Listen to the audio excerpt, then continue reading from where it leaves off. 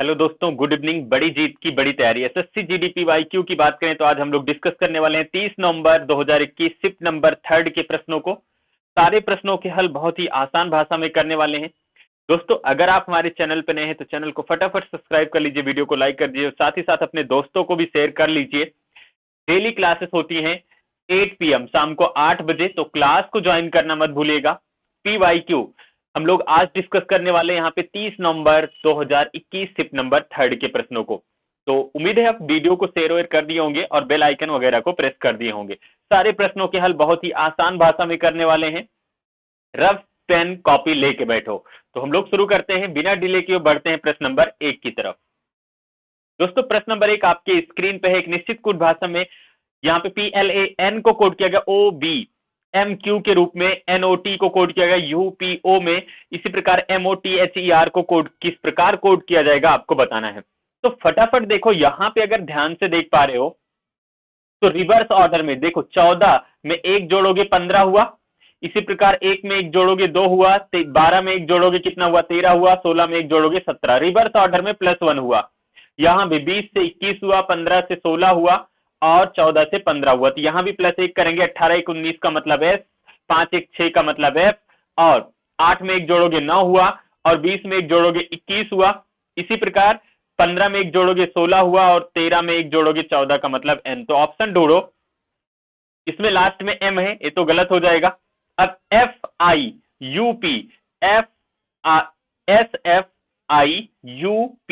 Option किस में है? तो ऑप्शन नंबर 2 में है, इसलिए ऑप्शन नंबर 2 आपका परफेक्ट आंसर हो जाएगा। आगे बढ़ते हैं। अगला प्रश्न है, दिए गए शब्दों को शब्दकोश अंग्रेजी शब्दकोश के अनुसार व्यवस्थित करना है। तो जब भी शब्दकोश का प्रश्न मिले, शब्द को दिए गए शब्दों को अंग्रेजी शब्दकोश के अनुसार व्यवस्थित करना हो, तो भैया सबसे पहला काम करो, दिए गए शब्द में कितने ऐसे लेटर हैं जो कॉमन है। हमने देखा C सब में कॉमन है, C को इग्नोर करो। A यहां भी है, यहां भी है, यहां भी है, R भी है, R भी। A R में सबसे पहले क्या आएगा? तो आप कहोगे A वाला आएगा। इसका मतलब 1 2 3 तो सबसे पहले आना है, लेकिन 1 2 3 में कौन पहले आएगा ये डिसाइड करेगा इसके आगे वाला लेटर। आगे बढ़े तो हमें क्या मिला? R मिला, यहां भी R मिला, यहां भी R, डिसाइड नहीं हुआ। और आगे बढ़े तो P मिला, I मिला और R मिला। PIR में सबसे पहले क्या आएगा? अंग्रेजी वर्णमाला में तो I आएगा, इसका मतलब 2 हो गया। पुनः देखेंगे तो P और R में क्या आएगा? तो 1 आएगा और कितना आएगा? 3। तो 213 से स्टार्ट होना चाहिए। इसमें है 213, इसमें नहीं है, इसमें भी है और इसमें नहीं है। तो 2 विकल्प अभी भी हमारे पास बच गए। इसका मतलब अब इन सबसे तो मतलब है नहीं, हमें क्या करना है? 4 5 में कौन पहले आएगा? तो यहां भी R, यहां भी R। आगे बढ़ेंगे तो यहां E, यहां E, और आगे बढ़े A और क्या मिला भैया? E। E में सबसे पहले क्या आएगा? तो आप कहोगे A आएगा, इसका मतलब 4 नंबर आएगा, उसके बाद 5 नंबर आएगा। तो यहां पे क्या होगा? 213 उसके बाद 45। तो 213 ये 45 नहीं है, 213 45, इसमें ऑप्शन नंबर 3 इसका परफेक्ट आंसर हो जाएगा। आगे बढ़ते हैं। यदि A का अर्थ है जोड़, भैया A का अर्थ क्या है? जोड़ है। B का अर्थ है गुणा है। C का अर्थ है घटाव है। D का अर्थ है भाग है। तो निम्नलिखित व्यंजन का मान क्या होगा? तो सबसे पहले आप क्या करो? वैल्यू को पुट करो। 82 है, A के स्थान पे जोड़ है तो यहां हम प्लस का साइन लगाएंगे। 126 है, इसको लिखेंगे। B का अर्थ क्या है भैया? गुणा, तो मल्टीप्लाई का साइन।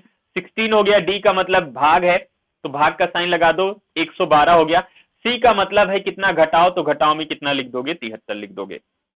इतनी बातें आई समझ में? अब करना क्या है? इसको भाग करना है। तो भैया इसको भाग का मतलब होता है कि डिवाइड हटाओ, मल्टीप्लाई लगाओ, नंबर को 1/में में कर दो। 82 हो गया, प्लस में कितना हो गया? 126 हो गया, मल्टीप्लाई में कितना हो गया? 16। डिवाइड हटाओ, मल्टीप्लाई लगाओ, नंबर में कितना? 112 हो गया, नंबर को 1/में कर दो। माइनस में कितना है? 73। बस इसी को सॉल्व कर लेना है। 16 सत्ते कितना होता है? तो 112, यहाँ पे 7 हुआ, 7 से काटोगे तो 7 एक कम 7 हुआ, और कितना? 5 7 8 56, 18 बचा। 18 और 100, ये भी प्लस में, ये भी प्लस में, तो 18 और 82 जोड़ोगे कितना हुआ? 100 हुआ। तो हम क्या लिखेंगे? 100 लिख सकते हैं, और 100 से 73 ये वाला माइनस कर दोगे तो कितना हो जाएगा? 27। कितना बचेगा? 27, जो कि ऑप्शन किस में है? ऑप्शन नंबर 2 में है, इसलिए ऑप्शन नंबर 2 आपका परफेक्ट आंसर हो जाएगा। चलो आगे बढ़े। अगला प्रश्न है भैया पेपर कटिंग का। अगला प्रश्न है पेपर कटिंग का, आपको बताना है निम्न में से कौन सा विकल्प सही होगा। अच्छा, पेपर को 4 साइड से फोल्ड किया गया, 1 इधर से फोल्ड किया गया, 2 इधर से, 3 और इधर से फोल्ड किया गया, 4 4 साइड से पेपर को फोल्ड किया गया। तो जब फोल्ड करके यहाँ पे कटिंग हुआ, देखो यहाँ सर्किल, यहाँ चतुर्भुज, यहाँ सर्किल, यहाँ ओपन करेंगे तो यहाँ सर्किल होगी और यहाँ ये चतुर्भुज वाला पार्ट होगा, यहाँ यहाँ सर्किल वाला पार्ट होगा, यहाँ चतुर्भुज वाला, ऐसे ओपन होगा। ये एक लाइन में होना चाहिए। तो देखेंगे तो एक लाइन में इसमें है, इसमें भी है, इसमें भी है, इसमें देखो तो यहाँ पे ए वाला देखो, इसकी कहानी गड़बड़ है, ये गलत हो जाएगा। इसकी कहानी गड़बड़ है, यहाँ पे सर्किल वाला देखो गलत हो जाएगा। इसमें इतने सारे वर्ग आगे बीच वाला, जबकि बीच में कोई टच वच नहीं, छेड़छाड़ नहीं हुई है, तो ये गलत हो जाएगा। ऑप्शन नंबर 1 इसका परफेक्ट आंसर हो जाएगा, क्योंकि बीच में अगर कोई छेड़छाड़ नहीं हो, बीच में इतने सारे वर्ग नहीं आ सकते, पॉसिबल नहीं है। ऑप्शन नंबर 1 इसका सही आंसर हो जाएगा। आगे बढ़ते हैं। अगला प्रश्न है, जिस प्रकार उस विकल्प का चयन कीजिए जिसका तीसरे पद से वही संबंध है जो दूसरे पद से पहले, जो दूसरे पद का पहले पद से है। तो इसका संबंध इससे है, तो इसका संबंध किससे होगा आपको बताना है। तो यहां से देखो कि सारे के सारे लेटर वही हैं और सारे के सारे लेटर वही हैं, बस इनको क्या करो, नंबर लिख लो 1 2 3 4 5। ई का मतलब कितना है, तो 2 है। बी का मतलब कितना है, बी का मतलब है 1। अच्छा देखो इसमें क्या होता है, जी का मतलब कितना है, 3। अच्छा थोड़ा सा बस दिमाग लगाओगे तो 2 वाला ये रिवर्स में किया गया, इसको चेंज नहीं किया गया है, इसको रिवर्स में लिखा गया, तो यहाँ पे कितना हो गया, 5 और 4 हो गया। तो इसको करो, इसको रिवर्स में लिखोगे तो ए कितना आएगा, सी आएगा। डी को चेंज नहीं करना, डी हो गया। ई टी को क्या लिखोगे, टी ई। ऑप्शन ढूंढोगे, ए सी डी किसमें है, इसमें नहीं है, ए सी डी नहीं है, ए सी डी नहीं है, A C D T E. Option number 4 इसका परफेक्ट आंसर हो जाएगा। इतनी बातें आई समझ में, आगे बढ़ते हैं दोस्तों। अगला प्रश्न है नंबर सीरीज का और बताना है प्रश्नवाचक चिन्ह के स्थान पर कौन सी संख्या आएगी। तो फटाफट हम डिफरेंस निकालते हैं। तो स्टेप फॉर्म का मतलब क्या होता है, स्टेप फॉर्म का मतलब पीछे वाले नंबर से आगे वाला नंबर घटा दो, दूसरे वाले से पहला नंबर घटा दो। 41 से 27 घटाएंगे कितना बचेगा हमारे पास, 14, 14 बचेगा। इसी प्रकार 57 से हम 41 घटाएंगे कितना बचेगा, 16 बचेगा। 76 से घटा रहे होंगे, 76 से 57 घटाएंगे तो कितना बचेगा, 19 बचेगा। इसी प्रकार 99 से 76 घटा रहे होंगे तो कितना बचेगा, 23 बचेगा। कितना, अभी कहानी नहीं समझ आई तो स्टेप फॉर्म में और स्टेप में जाओ, लेकिन समझ में आ गई तो इसी पे समझ लो। देखो 14 2 कितना हुआ, 16, तो प्लस 2 हुआ। 16 3 कितना हुआ, तो आप कहोगे 19 हुआ।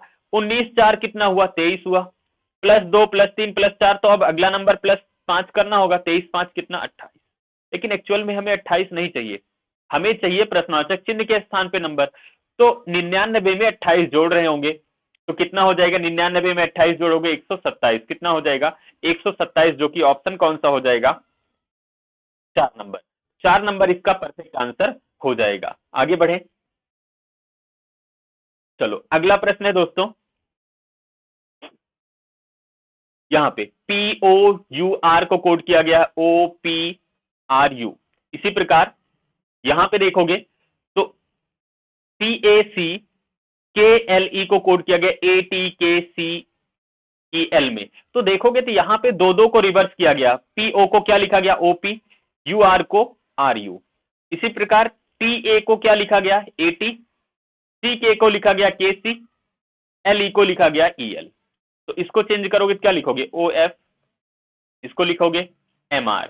तो OFMR ढूंढो, OF नहीं है, इसमें MR, OFMR नहीं है, ये भी गलत हो जाएगा। फिर OF इसमें नहीं है, OFMR इसी में है, तो ऑप्शन नंबर 4 इसका परफेक्ट आंसर हो जाएगा। यहां तक कोई दिक्कत नहीं है, आगे बढ़े। चलो यहाँ पे अगला प्रश्न है भैया आपका, अगला प्रश्न है मिरर का, और मिरर का कॉन्सेप्ट होता है जो मिरर के पास हो मिरर के पास, जो मिरर से दूर हो मिरर से दूर। टॉप बॉटम चेंज नहीं होता है, इसमें ध्यान रखना। तो P यहाँ पे है तो P यहाँ पे ऐसे कुछ बनेगा, इसमें है, इसमें है, इसमें टॉप बॉटम चेंज हो गया जो कि नहीं चेंज होना था, इसमें भी है। फिर उसके बाद ये 9 है, तो 9 देखो मिरर से दूर है, तो यहाँ पे जो 9 बनेगा कुछ इस प्रकार बनेगा, ये भी सेम है। फिर A है तो A यहाँ पे होगा सेम, A है, यहाँ भी है, यहाँ भी। T का फेस मिरर के साइड में है, तो यहाँ जो T बनेगा उसका फेस मिरर के साइड में होगा, तो T यहाँ पे है। इसमें टॉप बॉटम चेंज हो गया, ये गलत हो जाएगा, यहाँ भी है। आगे जो E है मिरर के पास में है, तो यहाँ भी E मिरर के पास में ऐसे बनेगा, मिरर के साइड में, तो इसमें है मिरर के साइड में, इसमें भी है। फिर हमारे पास यहाँ पे डी है, और डी चेंज होगा तो मिरर से दूर साइड में है, इधर मिरर के दूर साइड में कुछ ऐसे बनेगा, इसमें है, इसमें तो पी आ गया, टॉप बॉटम चेंज हो गया, गलत हो गया, तो ऑप्शन नंबर 1 आपका परफेक्ट आंसर हो जाएगा। ठीक है ना, आगे बढ़ते हैं। अगला प्रश्न भैया, दिए गए अक्षर समूह है, दिए गए 4 अक्षर समूह दिए गए हैं जिनमें से 3 किसी न किसी तरीके से समान है और एक बेजोड़ है, उस बेजोड़ अक्षर समूह का चयन कीजिए। देखो 14 में 14 से 18 हुआ, प्लस कितना हुआ, 14 से 18 हुआ प्लस 4 हुआ, 18 से कितना हुआ भैया, 18 से 22 हुआ, तो 18 से 22 हुआ, आप कहोगे कितना प्लस हुआ, तो आप कहोगे प्लस 4 हुआ। यहां पे देखो 19 से कितना हुआ, 24 हुआ, तो 19 से 24 हुआ तो प्लस कितना हुआ, 5 हुआ। फिर 24 से कितना हुआ, तो आप कहोगे 24 से हो गया भैया 30 हो गया, तो 24 से कितना हो गया, 30 हो गया। यहां देखो, तो आप कहोगे 17 से 22 हुआ, तो 17 5 कितना होता है, आप कहोगे 22 हुआ, और 2 का मतलब 28 होता है, तो 22 6 28 प्लस 6 हुआ। इसमें देखो 25 से 30 हुआ, तो 25 5 30, 4 का मतलब 30 भी होता है। फिर 4 से 10 हुआ तो प्लस 6 हुआ, प्लस 5 प्लस 6 सब में हुआ है, लेकिन इसमें प्लस 4 हुआ है। ऑप्शन नंबर 1 इसका परफेक्ट आंसर हो जाएगा। ठीक है ना, आगे बढ़ते हैं। अगला प्रश्न है दोस्तों, श्रृंखला का प्रश्न है। जिस प्रकार चौथी संख्या इससे संबंधित है, उस प्रकार इसका संबंध किससे होगा, आपको देखना है और बताना है फटाफट, निम्न में से कौन सा विकल्प सही होगा। तो यहाँ पे 4 विकल्पों में से आपको चुनना है कि कौन सा विकल्प सही होगा। दिए गए 4 विकल्पों में से कौन सा विकल्प सही होगा, फटाफट आंसर इसका बताओ। चलो कमेंट बॉक्स में इसका आंसर बताओ।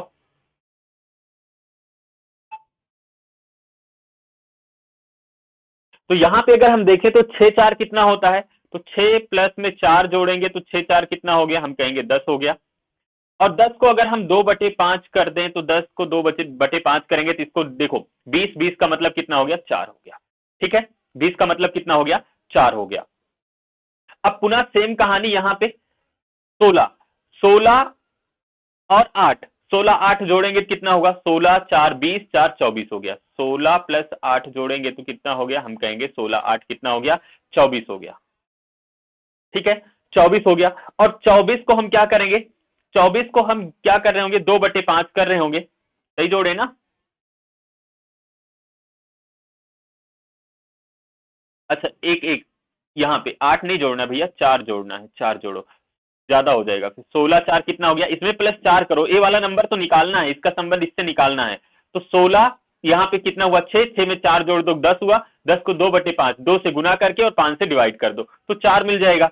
इसी प्रकार 16 में 4 जोड़ो कितना हुआ, 20 हो गया। 20 को अगर 2/5 करते हैं तो यहाँ पे देखो काटोगे कितना हुआ, 4 बार, और 4 दूना कितना हो गया, 8 हो गया। 8 मिला, बिल्कुल मिल गया वाला नंबर। तो इस पे अप्लाई करो, इस पे अप्लाई करोगे तो क्या करोगे, सबसे पहले इसमें 4 जोड़ोगे, 11 प्लस 4 करोगे कितना हुआ, 15 हुआ।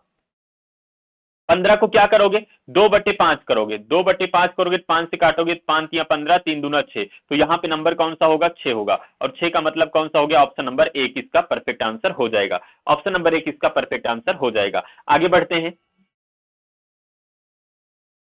चलो अगला प्रश्न है भैया, आपके स्क्रीन पे कहा गया आमीटर। जिस प्रकार आमीटर, आमीटर का मत धारा से उसी प्रकार संबंधित है जैसे एनीमोमीटर किससे संबंधित होगा, डैश से। तो आमीटर धारा को मापने के लिए किस यंत्र का प्रयोग करते हैं, आमीटर का प्रयोग करते हैं। एनीमोमीटर का प्रयोग कहां पर करते हैं, क्या मापने के लिए, तो वायु की गति और दिशा दिशा डायरेक्शन, वायु स्पीड, एयर की स्पीड और डायरेक्शन मापने के लिए, मेजर करने के लिए एनीमोमीटर का प्रयोग किया जाता है। इसलिए ऑप्शन नंबर 4 इसका परफेक्ट आंसर हो जाएगा। आगे बढ़ते हैं। अगला प्रश्न है भैया पासे का, और आपको बताना है जिस प्रकार ये बी का डी का संबंध बी से है, यहाँ पे इसका अपोजिट निकाला जाता है अल्टरनेट सरफेस पे एक एक छोड़कर। तो ई के अपोजिट ए होगा, डी के अपोजिट बी होगा, और यहाँ एफ बच गया, एफ के अपोजिट क्या हो जाएगा, सी हो जाएगा। हमसे पूछा गया जो अक्षर डी दर्शाने वाले विपरीत फलक पर क्या होगा, तो डी के विपरीत क्या होगा, बी होगा। बी का मतलब ऑप्शन नंबर कौन सा हो जाएगा, 2 इसका सही आंसर हो जाएगा। आगे बढ़ते हैं।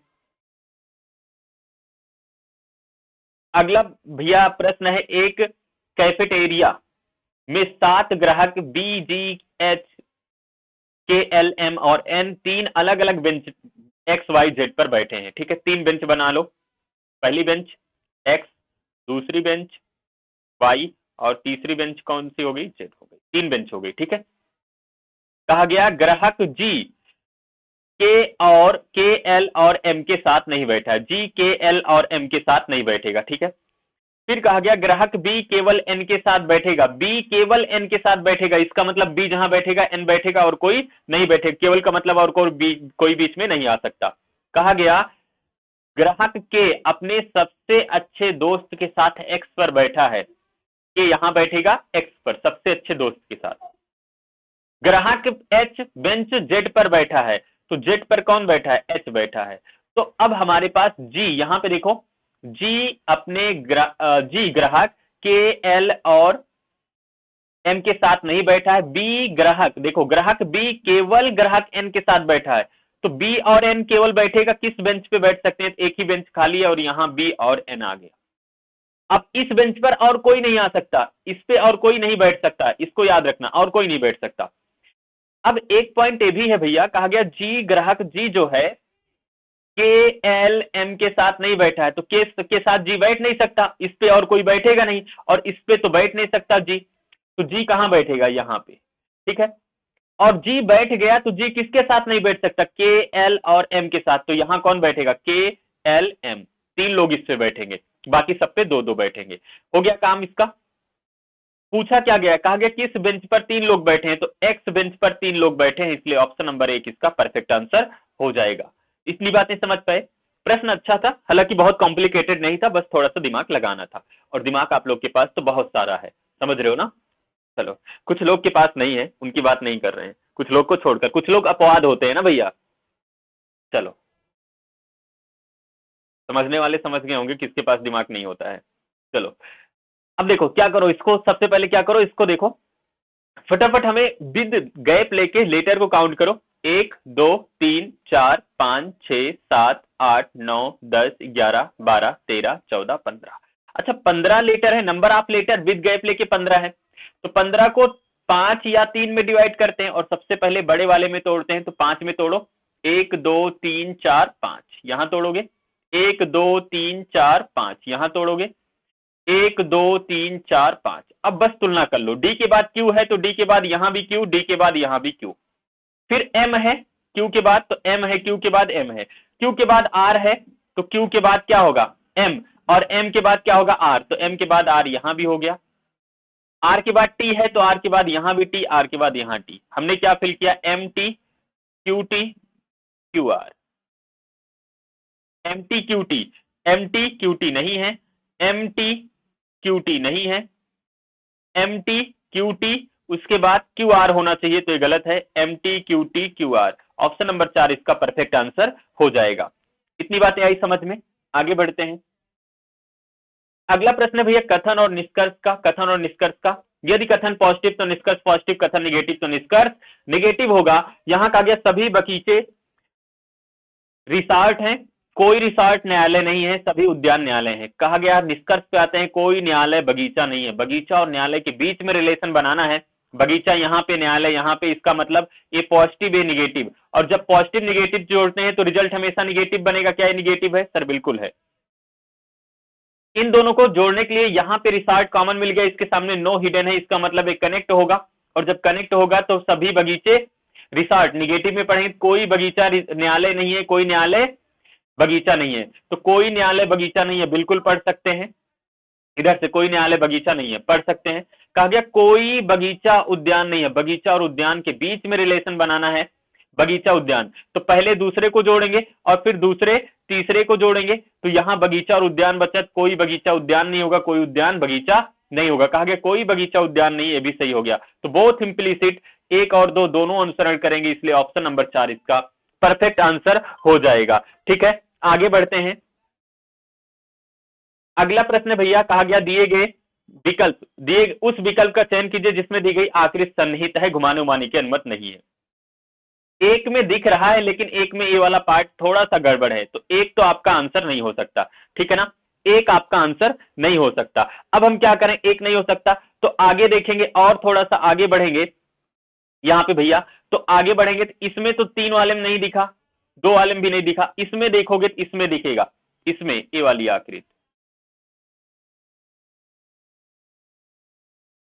ये वाली आखिरी, देख पा रहे हो, यही फिगर है बिल्कुल। तो ऑप्शन नंबर 4 इसका परफेक्ट आंसर हो जाएगा। आगे बढ़ते हैं। अगला प्रश्न भैया, एक निश्चित कोड भाषा में NAUSEA को कोड किया 236943, SYRUP को कोड किया गया 97165। तो यहाँ पे जो शब्द बना है ना, इसी से कॉपी होके बना है, तो फटाफट कॉपी कर लो। तो यहाँ देखो S की कोडिंग क्या होगी 9, तो 9 देखो 9 से शुरुआत कौन कौन सा, ए नहीं है, बाकी 3 है। U की कोडिंग क्या होगी, तो U की कोडिंग देखो लास्ट से सेकंड कितना है, 6 है। U की कोडिंग 6, 9 6 किसमें, इसमें है, इसमें भी है, इसमें भी है। P की कोडिंग क्या होगी, तो P की कोडिंग है भैया 5, तो कितने P है, डबल P है, तो डबल P यानी कि डबल 5। तो 96 55, 96 44 गलत हो जाएगा, ये इसमें भी है। आगे बढ़ेंगे तो R की कोडिंग क्या मिलेगी, तो R की कोडिंग ढूंढोगे तो यहाँ पे स्टार्टिंग से 1 2 3, तो 1 2 3, 3 का मतलब 1, 55 के बाद 1 होना चाहिए, इसमें 2 हो गया, गलत हो गया, 55 के बाद 1, ऑप्शन नंबर 4 इसका परफेक्ट आंसर हो जाएगा। आगे बढ़ते हैं।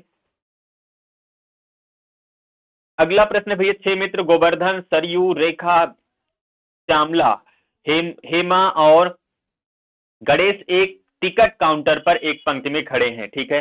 सरयू, हेमा और, तो कितने लोग हैं, 6 लोग। तो हम यहाँ पे कहेंगे 1 2 3 4 5 और 6 लोग, ठीक है। सरयू कहा गया हेमा और हेमा के, सरयू और हेमा दो व्यक्तियों के, क्या लिखा गया है, सरयू और हेमा के बीच 2 व्यक्ति हैं, ठीक है। रेखा कामा हेमा और श्यामला के बीच में है। गोवर्धन के आगे केवल एक व्यक्ति है, तो गोवर्धन यहां पे बैठेगा,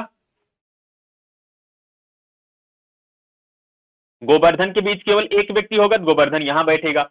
आगे बोला गया गणेश जो पंक्ति के निचले सिरे से चौथे स्थान पर है, गोवर्धन और हेमा के बीच में, तो गणेश पंक्ति के निचले सिरे से चौथे स्थान पर, 1 2 3 4, यहां पर कौन बैठेगा, गणेश। यहां कौन बैठ गया, तो गणेश बैठ गए, ठीक है ना, पंक्ति के निचले सिरे पर है। आगे क्या बोला गया, जो पंक्ति के निचले सिरे पर है गोवर्धन और हेमा के बीच में है, तो गोवर्धन और हेमा के बीच में कौन है, गणेश, तो इसका मतलब यहां कौन हो जाएगी, हेमा। इतनी बातें आई समझ में। अब इस वाले लाइन को पढ़ो भैया, रेखा कामा हेमा और श्यामला के बीच में है, तो हेमा यहां है, तो रेखा जो है हेमा और श्यामला, इसका मतलब श्यामला यहां होगी। रेखा कहां है, हेमा और श्यामला, तो यहां पे रेखा हो जाएगी, रेखा हेमा और श्यामला के बीच में हो गई। एक व्यक्ति बचे हैं, कौन बचे, सरयू, सरयू को यहां बैठा दो, सरयू यहां बैठ गए।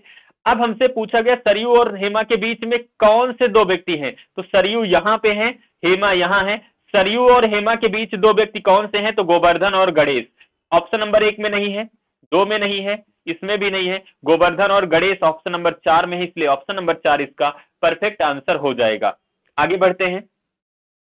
अगला प्रश्न भैया, वेन आरेख का कहा गया वर्गों के उस समुच्चय का चयन कीजिए जिनके बीच के संबंध को दिए गए वेन आरेख द्वारा सर्वोत्तम रूप से दर्शाया गया है।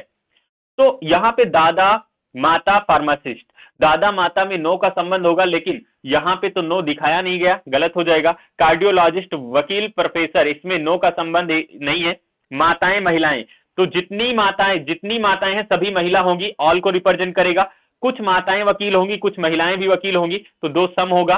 तो ये वाला डायग्राम किसमें सूट करेगा, ऑप्शन नंबर 3 में, तो ऑप्शन नंबर 3 के लिए परफेक्ट आंसर माना जाएगा। इतनी बातें आई समझ में, ऑप्शन नंबर 3 इसका परफेक्ट आंसर होगा। जितनी माताएं होंगी सभी महिलाएं होंगी, पुरुष नहीं हो सकते, समझ रहे हो ना, तो ऑल को रिप्रेजेंट करेगा। और इसी प्रकार माताएं, कुछ माताएं भी वकील हो सकती हैं और कुछ महिलाएं भी वकील हो सकती हैं। तो आगे बढ़े,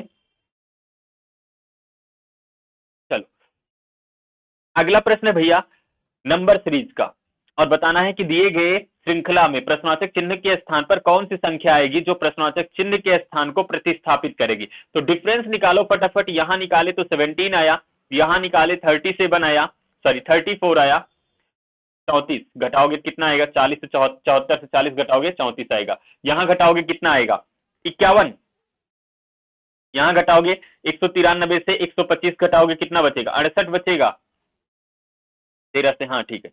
अभी कहानी नहीं समझ आई तो एक स्टेप और आगे जाओ, ऐसे आगे होगी 17 दूना 34, 17 से 51, 17 चौको 68, तो 17 चौको 68 हो गया, 17 पच्चे कितना होगा, तो आपको होगी 85, होगा या नहीं होगा। और 85 तो चाहिए नहीं, हमें आगे वाला नंबर चाहिए, तो हम 193 में 85 जोड़ रहे होंगे, 5 3 कितना हुआ, तो 8 हुआ, और यहाँ पे 9 और 8 कितना हुआ, 17 के साथ हासिल 1 हुआ, 2 हुआ, 278। 278 किसमें है, ऑप्शन नंबर 2 में है, ठीक है ना। बहुत इजी प्रश्न था ना, ऑप्शन नंबर किस में है, 2 में है, तो ऑप्शन नंबर 2 इसका परफेक्ट आंसर हो जाएगा। आगे बढ़ते हैं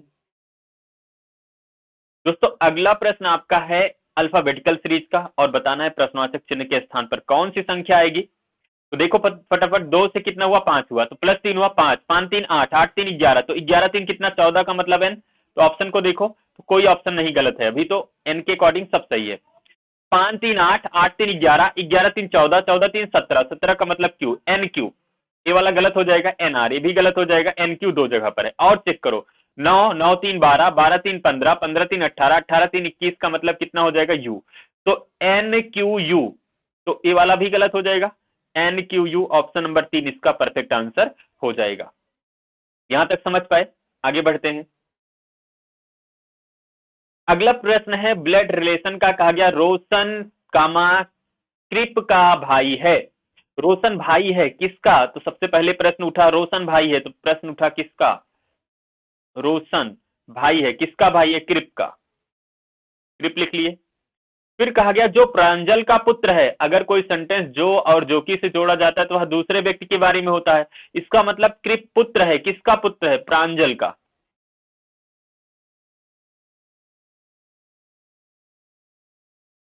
ये पॉइंट क्लियर हुआ, प्रांजल का पुत्र है।